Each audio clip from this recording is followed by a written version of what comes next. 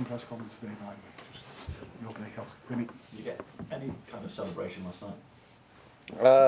Not a lot, but as after every game we go with a few people, drink a glass of wine, and then we go home because it was quite late already when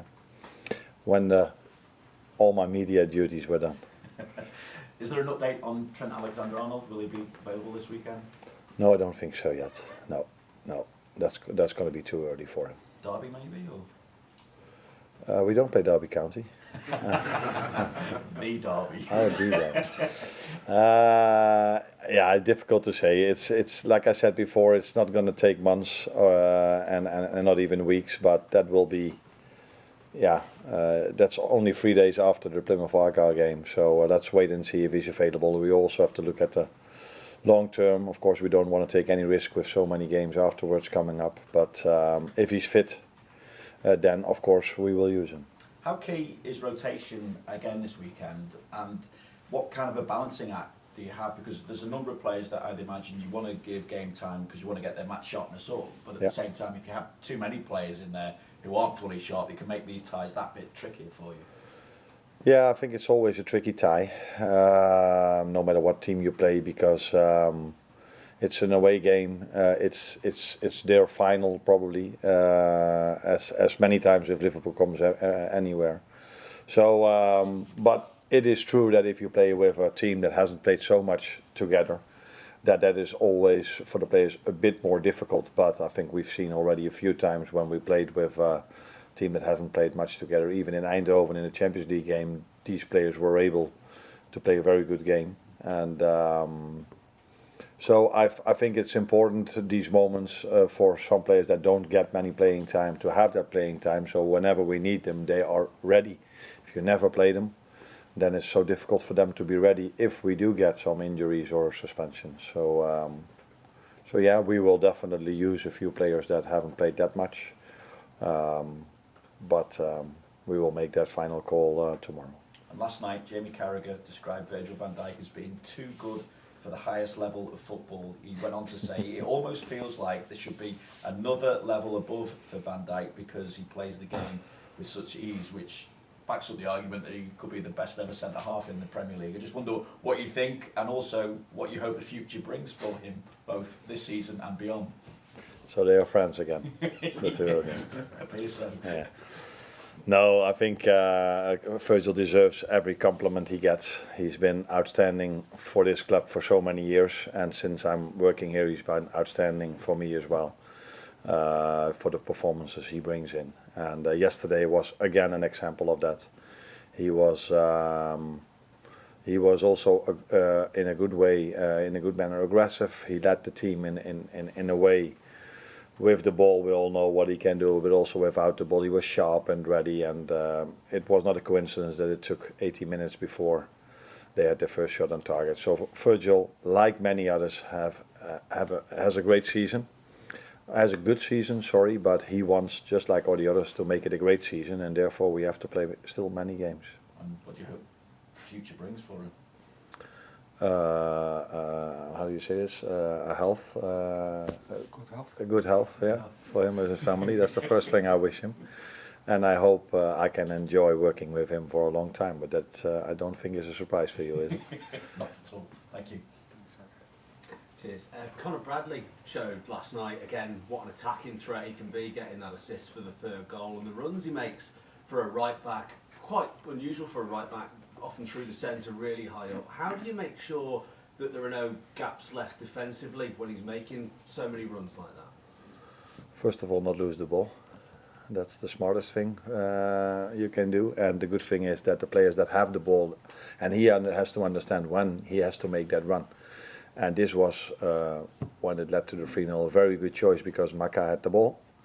And he had the ball quite open, so he was not under any threat. And if Maka has the ball, I would make a run as a teammate as well. Because it's a fair chance that he will find you in the perfect moment, in the perfect pass, with the perfect pass. So, First of all, it's about the timing. When do you make these runs? If the ball is under threat, then maybe it's not a smart moment. But if the ball is completely open and we can change sides, it's a perfect moment for him to start his run.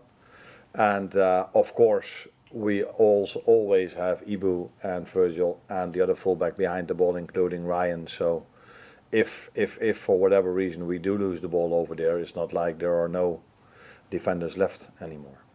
I know fans have been very happy with Conor's performances when he's played. If Trent Alexander-Arnold were to be injured for a long time, or if he were to leave the club, is Conor Bradley good enough to be your first choice regular right back? He would be proud of you that you come up with a different idea of asking this question. I think it's fair to say that for many positions we have two very good players. So that's for the right fullback position. For the left fullback position, we've got more than two good centre backs, and I can go through the whole team telling you this. So it's also normal if you work at a club of this magnitude and that wants to compete for every trophy, that you have more than 11 good players, and the right fullback position is definitely an example of that. Bruce? And Arne, several of the players have talked about this year having more time to live a normal life than in the past, being husbands, in some cases fathers. Is that something that you consciously take into account to kind of keep the squad fresh, keep them happy, and I mean, is that a conscious strategy, or it just so happens that compared with your predecessor, that's just the way you do things? I can't compare it with how it was, but it's definitely, if you want to call it a strategy, but it's definitely, I see them as human beings as well.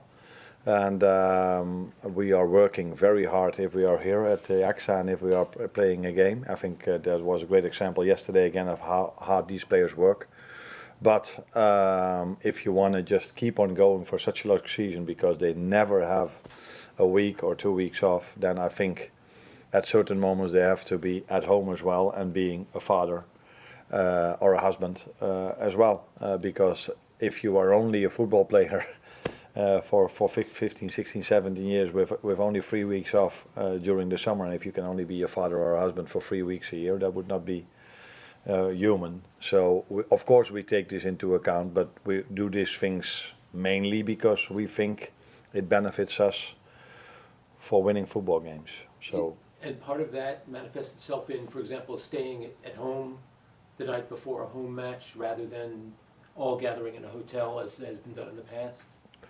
That's part of it. The other part is that people tell me, and the people that have more knowledge than me about this, that you always sleep better in your own bed than in a hotel bed. So, and sleep is a very important part of getting the best possible performance. So it's not only the argument you just gave for them to be at home with their families, but it's definitely also that they are better prepared for a game, in the opinion of people that tell me this. And I have no reason not to believe them, because if you use common sense, I think everybody can understand that you sleep better in your own bed than in a hotel bed. So if it's not necessary, we indeed sleep at home. Hi, Arne. Liverpool were in contention for all trophies last season before the form dropped off. Are the team better placed to go for all four this season? It's difficult for me to judge because I wasn't here last season.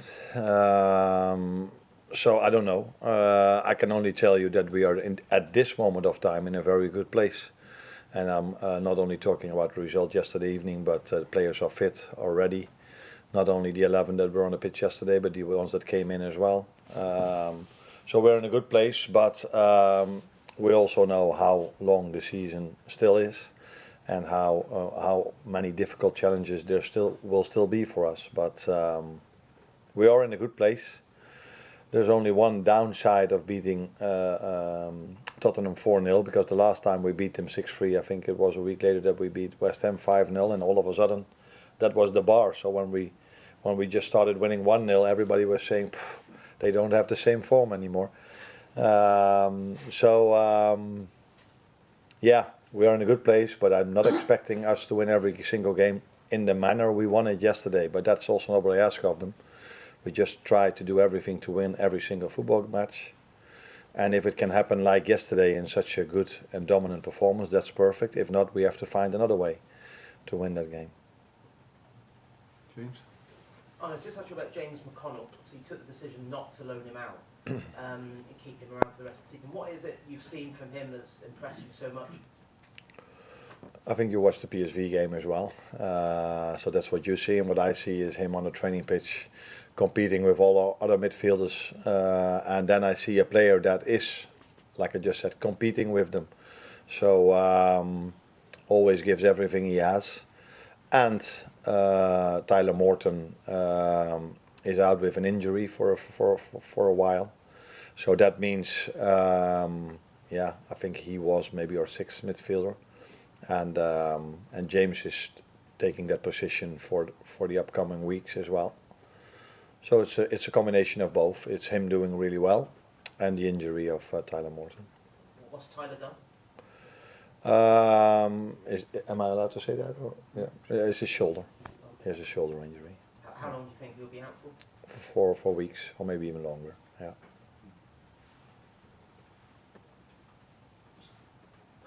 Check on Alisson. Has Alisson, what, I don't know what the issue was yesterday, he said he just rested for us. Yeah, I think I said before the game that we almost every time we've played the second goalkeeper in the League Cup. So at Brighton it was Feet, because at that moment of time Queef was the number one, because Alisson was injured at that moment. There was only one exception, and that was Tottenham away, where Alisson came back from an injury, and I thought and felt he needed some extra playing time, because if you come back from an injury, you see this with many players, they sometimes need a bit of time to be at their best again. They're still good, but for them to be at their best again. And then 3 days later we played the Accrington Stanley game, and then 3 days later we played Forest, and with him being just back from an injury, for me it felt better for him to play and then have a week rest and then have Nottingham Forest. So that was more with the idea of being best possible prepared for the league. And yesterday was a League Cup game, so that meant Queef was on goal, and he absolutely deserved to be on goal for everything he did this season until now. So will you get yourself close to the fans and decide we'll play the final? We never know what the situation around the final is. How fit is everyone? Do they need a game? Yes or no? So I cannot guarantee anything. I never guarantee anything towards players so far in advance, and that's not what I'm going to do now as well. No.